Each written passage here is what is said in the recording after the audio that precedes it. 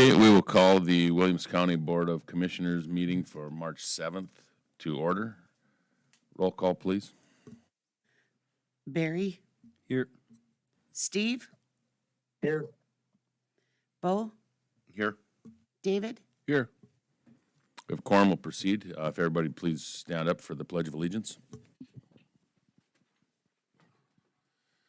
I pledge allegiance to the flag of the United States of America and to the republic for which it stands, one nation, under God, indivisible, with liberty and justice for all.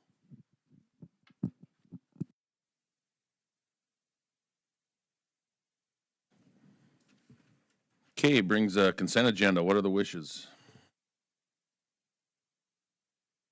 Motion to approve as presented. Go ahead. Is it David got the motion? I'll second. Okay. Barry was the motion and David was the second. Any discussion? Roll call. Barry, Yes. Steve, Yes. Corey, Yes. Bo, Yes. David. Yes. Motion carried. Looks like we've got one bid opening. Who is presenting that? Is that you, Beth? All right. What do you got? This is on,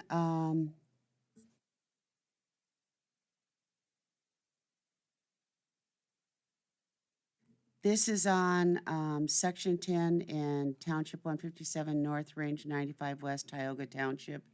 And it's the southeast quarter, northeast quarter, southwest quarter, containing 200 acres more or less. Received a bid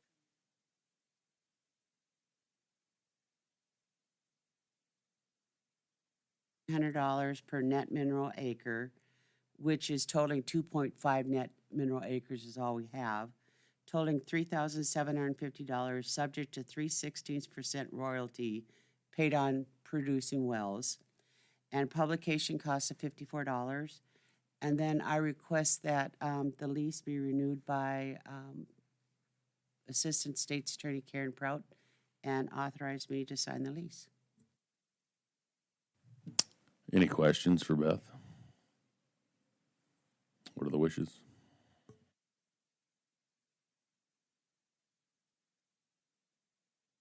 I would make a motion that we have Karen look through it and approve Beth to sign it. Is there a second? Second. Moved and seconded. Any discussion? Roll call. Steve, Yes. Corey, Yes. Bo, Yes. David, Yes. Barry. Yes. Motion carried. Planning and zoning.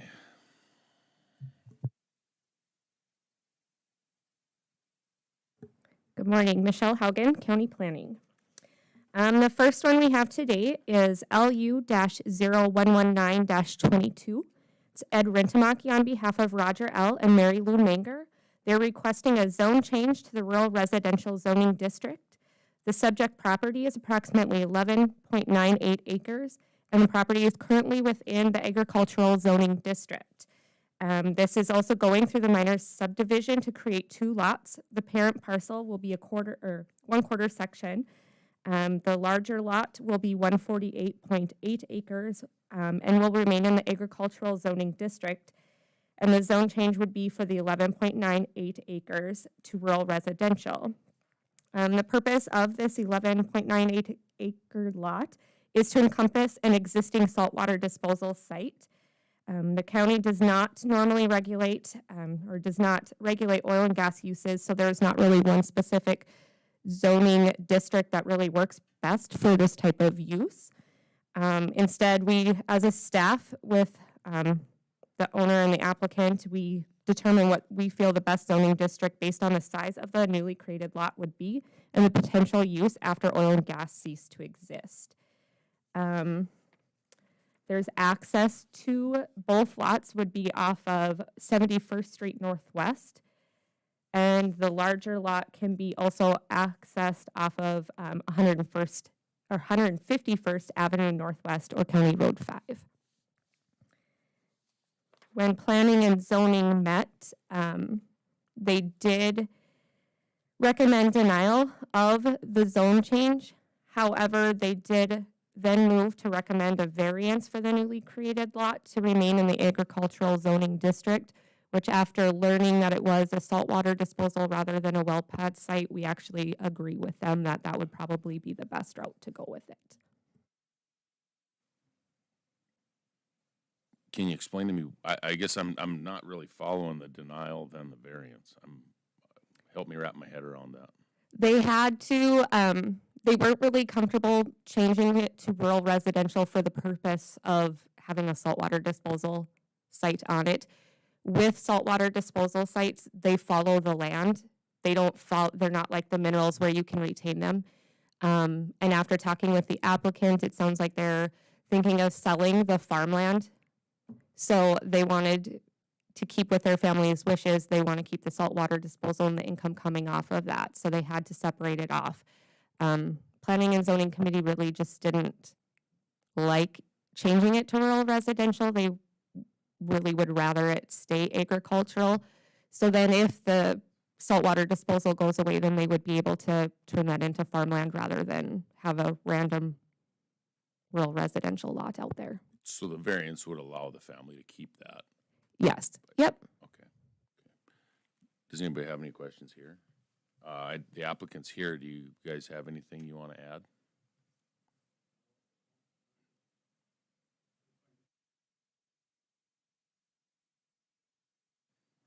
If there's not any other questions, what are the wishes?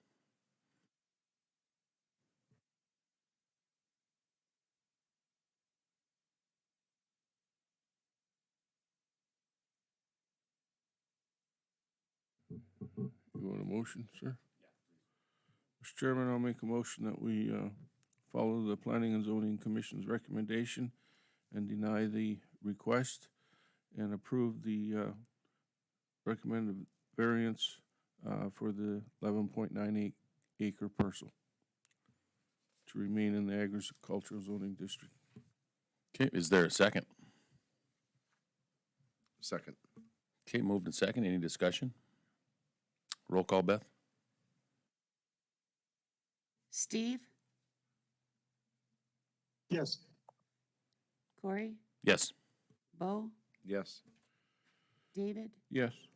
Barry, Yes. Motion carried.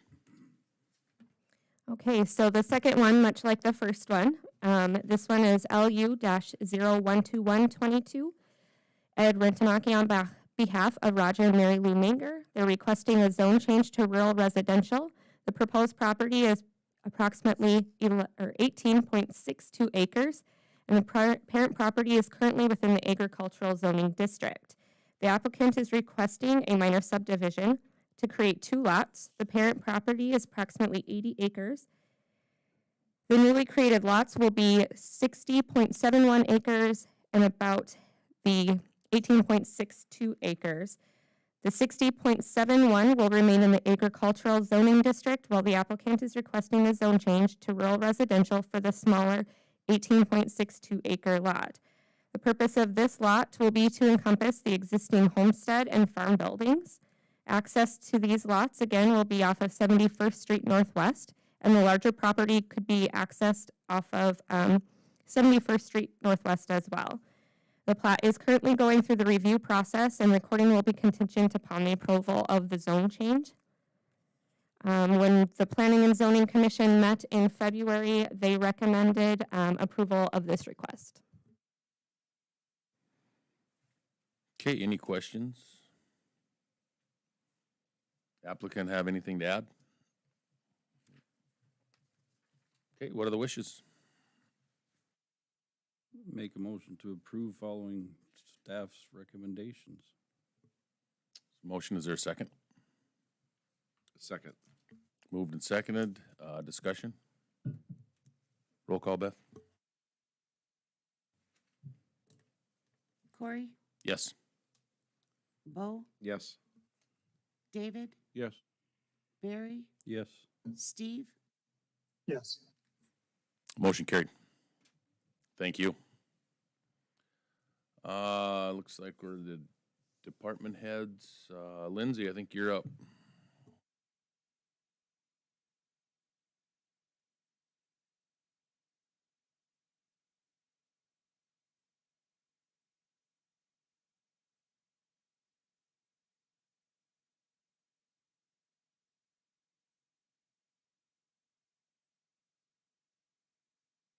It's muted. Yeah, thanks. The first being a request to change the award date on the Community Grants Project Assistance for this first cycle.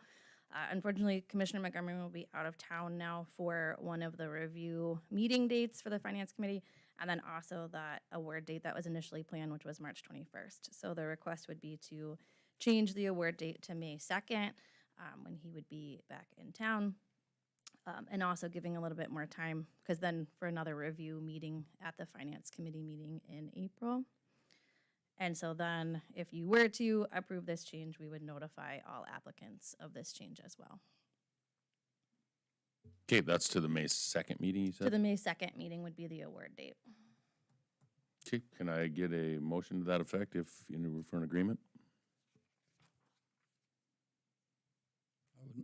I would make a motion, we change the scheduled date to May 2nd. Is there a second?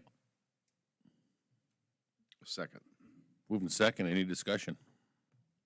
And just clarifying, that's only for the community project assistance grants. We would proceed with awarding the tourism grants on the 21st. Gotcha. Roll call, Beth? Bo, Yes. David, Yes. Barry, Yes. Steve, Yes. Corey? Yes, motion carried. Okay. Then the second item is a proposal that we received in response to our request for proposals for the quality of life strategic study. We sent out the RFP to two different companies. The other company had declined based on their own timing, since we had a pretty aggressive schedule of wanting to get it done quickly and within the year. The responding company is called CSL. They're out of Minneapolis. Their proposal is provided in your packet for your review. So first, just wanting to see if you had any questions about that. Their costs are in there as well. And then we'll take it from there.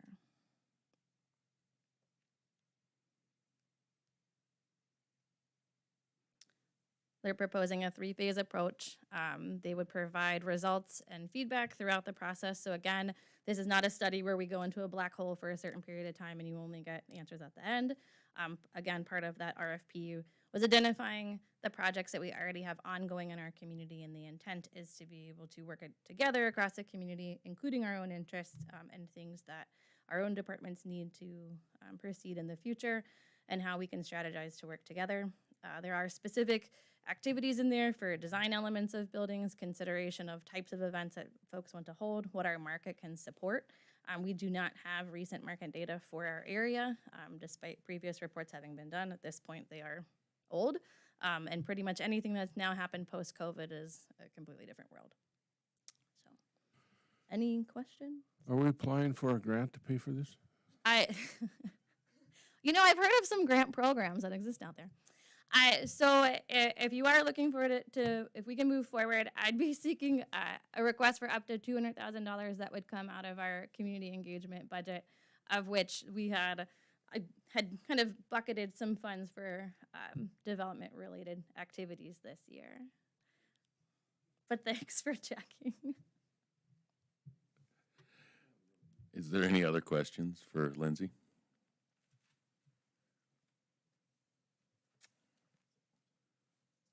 Anybody interested in making a motion? Mr. Chairman, I'll make a motion to approve the request for the proposed study from CSL. And many thanks to you, Lindsay, for putting this together for not only us, but obviously, hopefully, the citizens of Williams County. Up to the 200,000 that she had talked about? Thank you. Is there a second? Second. That was Steve, I believe, yes? Yes, sir. Okay, we were motioned in second. Is there any discussion? Hearing none, roll call, Beth. David, Yes. Barry, Yes. Steve, Yes. Corey, Yes. Bo, Yes. Motion carried. Thanks. Thank you. Verlin, I think you're up.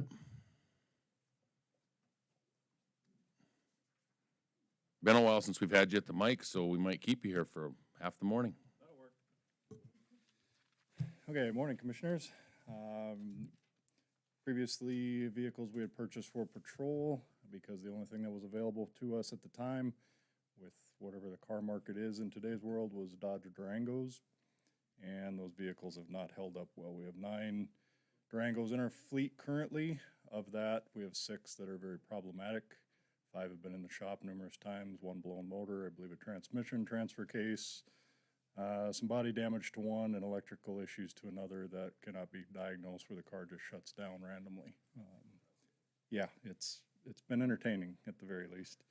So, doing some checking in America, basically, company out of Minnesota, Guardian Fleet, has found 6 Ford PIUs, which is a police interceptor vehicle, which is currently what we are running from last year's bid that we just recently got because of the delays that we're seeing in vehicles.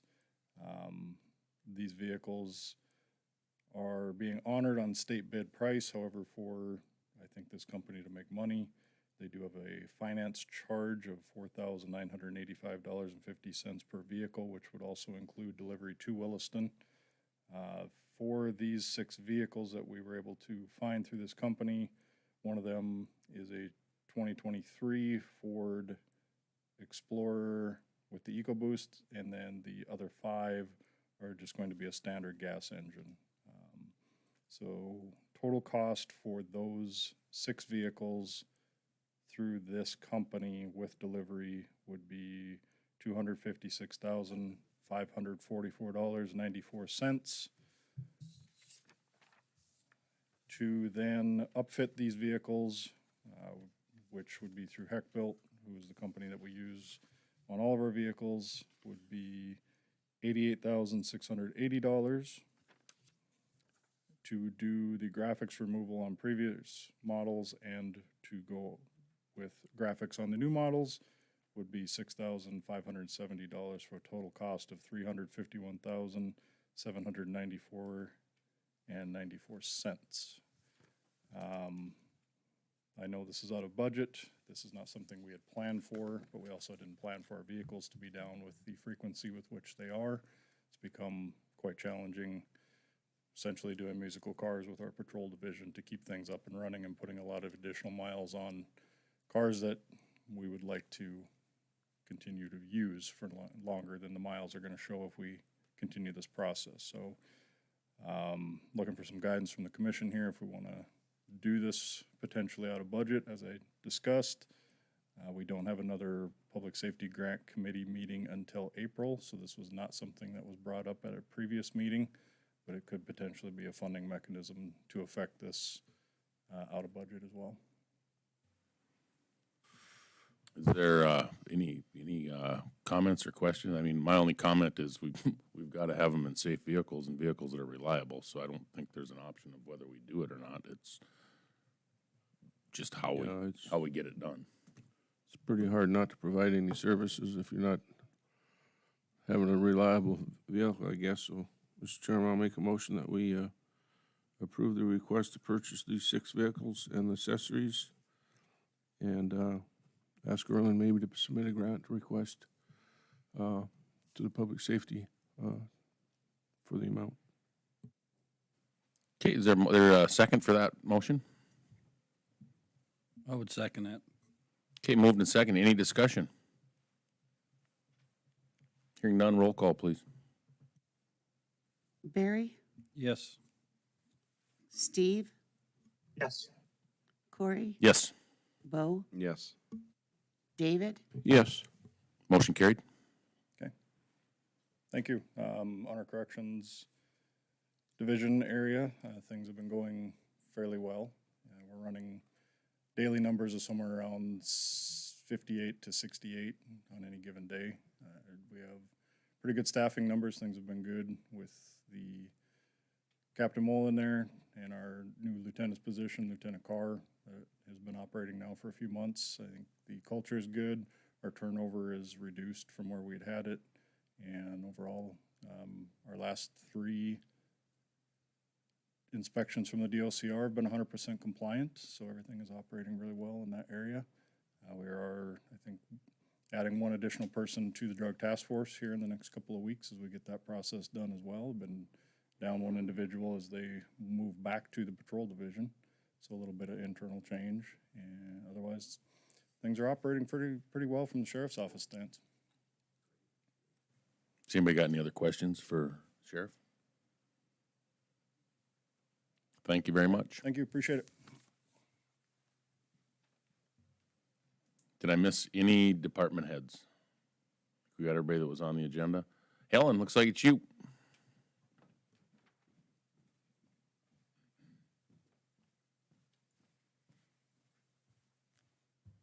Morning. So you have a position report in front of you.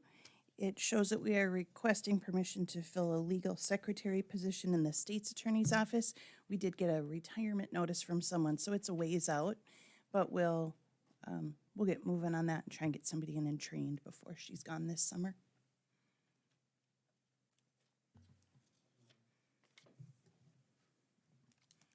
I'll make a motion to approve, Mr. Chairman. Is there a second? Second. Moved and second. Any discussion? Roll call. Steve, Yep. Corey, Yes. Bo, Yes. David, Yes. Barry, Yes. Motion carried. Speaking of the state's attorney's office, we are continuing to recruit for an assistant state's attorney position. We had someone who was working here and relocated back to to Louisiana, where he was originally from. And we're struggling to fill that position, frankly. And if you followed the legislative news, you'll know that this isn't special to us across the state. There, and maybe across the region, but across the state, there's a struggle to find folks in both, to cover both the prosecutor work in the state's attorney's office and the defense attorney work in the public defender's office. So right now, Jacan has sought out some relief for their workload. They are working, Jacan and Karen are working together to draft up a contract, which he will authorize a local attorney to do so a few specialty cases each month in order just to give them a little bit of relief. So Karen's working on that, on the language with Jacan. I don't know that we need permission. I don't know that we need a motion from you guys. It will be within his budget because he doesn't have that person on staff, and he would intend, I think, to cease the contract then if we got somebody hired. We do, of course, department heads do have a certain level of autonomy to sign contracts in that regard sometimes, but certainly an elected official, I think, has that authority. I would want the chair to sign the contract, really, because it's with the county. Okay, so from legal, Karen said we need to have a motion to approve this and authorize the chair to sign. I guess I don't know that I agree with that, because Jacan's elected just like the rest of us, so I don't know why he couldn't sign the contract as an elected official. What are your thoughts? Well, I guess if it's within his budget and he's an elected official, I don't know that we have any right to do that, I guess. That's just my opinion. But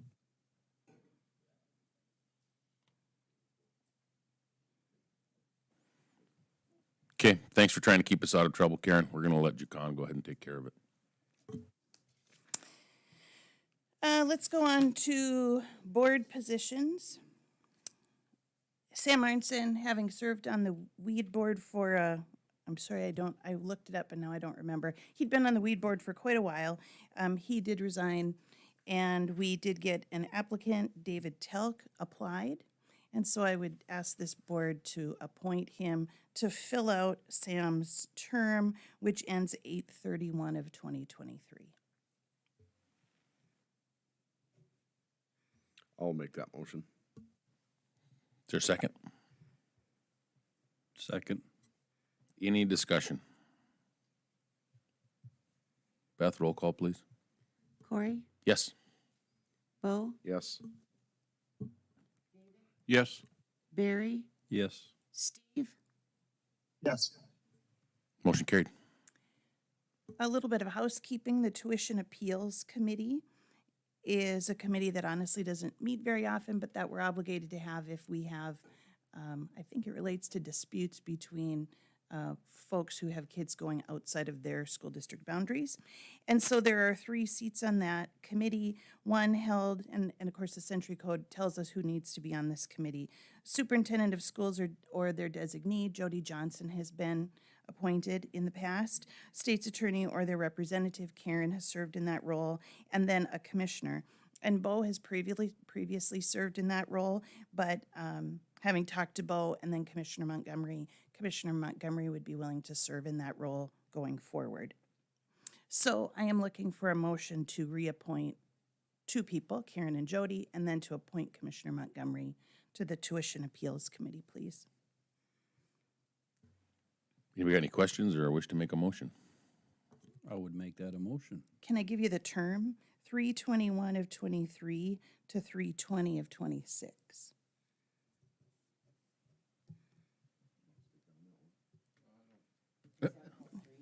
Yep. Okay, there's a motion on the floor. Is there a second? Second. Okay, moved and seconded. Any discussion? Roll call. Bo? Yes. David? Yes. Barry? Yes. Steve? Yes. Corey? Yes. Motion carried. All right, then a couple other housekeeping items. In going through our committees and portfolios list, I just need the board to help me through a couple of changes. The first is that we are going to ask your permission or seek your motion to disband the election committee. If you remember, several election cycles ago, we created a committee in an effort to try and help the auditor and her staff. It's turned out to be that maybe it's more of a hindrance for them to try and work through a committee than to just get the work done in the manner in which they see it needs to be done. So we would seek to disband that committee. It was made by motion of the commission, and so to do that, we need your motion. I can just do a couple other things and then maybe do them all together. We do have a housing committee, and by name, we have the HR director on that committee. And you know that we're looking to try and, for future organization, separate a little bit county administrator and HR duties. I'd ask that we have the county administrator on that committee instead of the HR director. We do have a couple other committees that the HR director is on by name, and it makes sense to me that those stay. Things like the insurance committee, the HR director sort of runs. We wouldn't be making all of those changes. I think just the housing committee. I don't know. I talked to one of you and said I was going to do this, and I said, I think we forgot to appoint a DMV portfolio, but I looked in the minutes, and we did. So we don't have to worry about that. So disband, I would say disband the election committee and change that membership on the housing committee is what I'm looking for today. Okay, any comments, questions, or anybody wish to make a motion?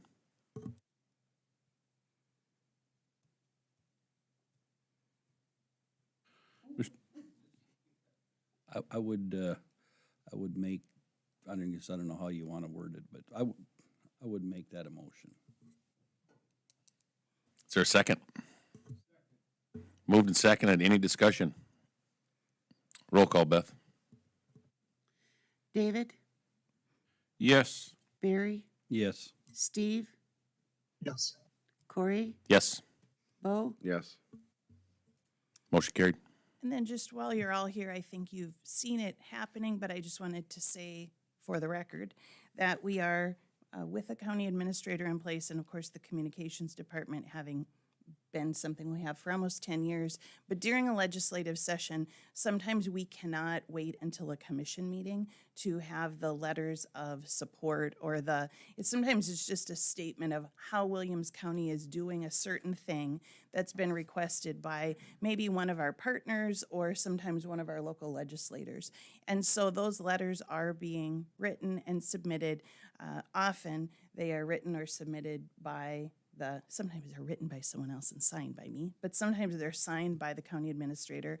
Sometimes we're engaging with the portfolio commissioner that might be associated with that work. We had Barry related to one of the weather mod bills, for example, was engaged with Lindsay on that. And then there could be times, however, when we're asked to provide some information that we don't think is clear cut.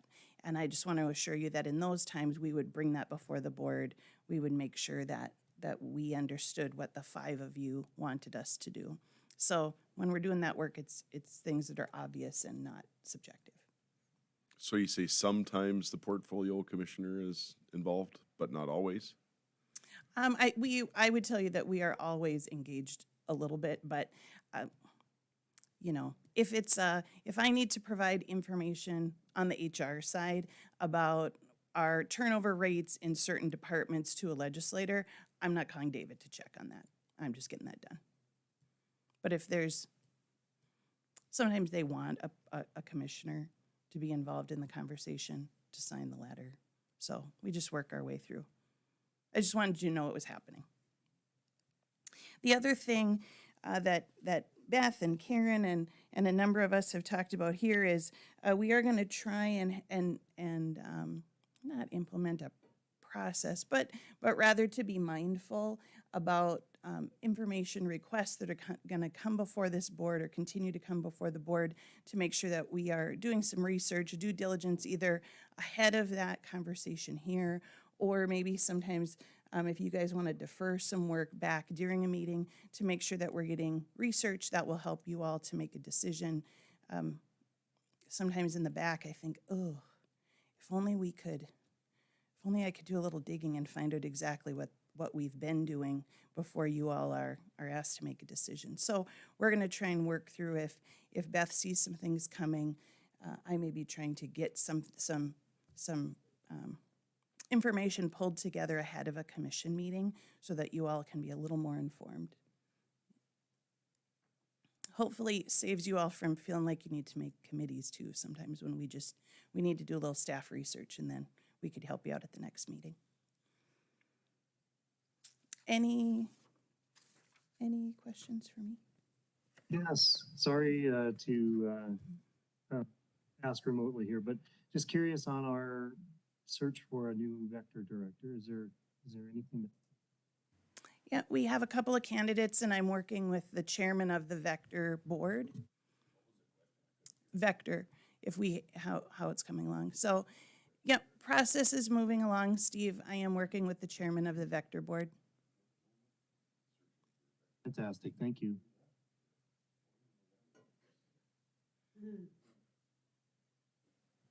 When did the current director resign? Middle of February.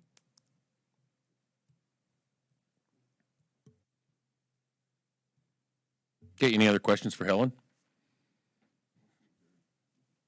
Thank you.